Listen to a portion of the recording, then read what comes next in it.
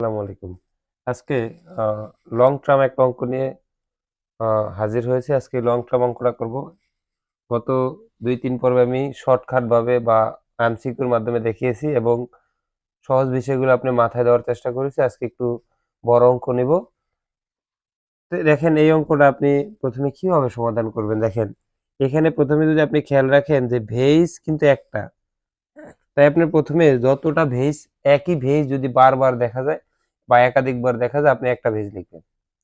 এবং দেখেন এখানে যদি রেখেছে ভেজের সম্পর্ক যদি গুণ হয় তাদের পাওয়ারের সম্পর্ক প্লাস, যদি ভেজের সম্পর্ক ভাগ হয় তাদের তাদের পাওয়ারের সম্পর্ক মাইনাস।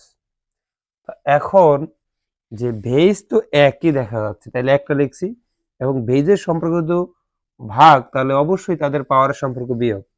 তাহলে আমরা যদি পি প্লাস কিউ লিখি, এই ভগ্নাংশের ভাগের কারণে একটা মাইনাস টু আর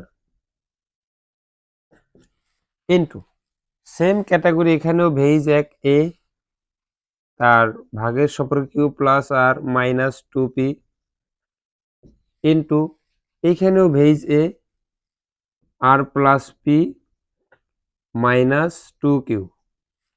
যদি আপনার এটা রেজাল্ট ওয়ান বানানোর প্রয়োজন দেখেন এখানে আমার কাজ কি, এখানে যে পাওয়ারে কোনো কিছুই কাটাকাটি করা যায় না, তাই আমি এই যে ভেজগুলা দেখা যায় একই ভেজ, তাই আমি একটা ভেজ লিখবো।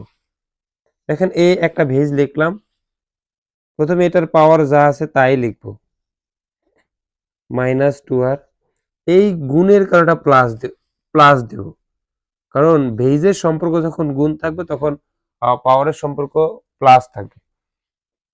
Q plus R minus two P, এই ইন্টুর করা plus R plus P minus two Q.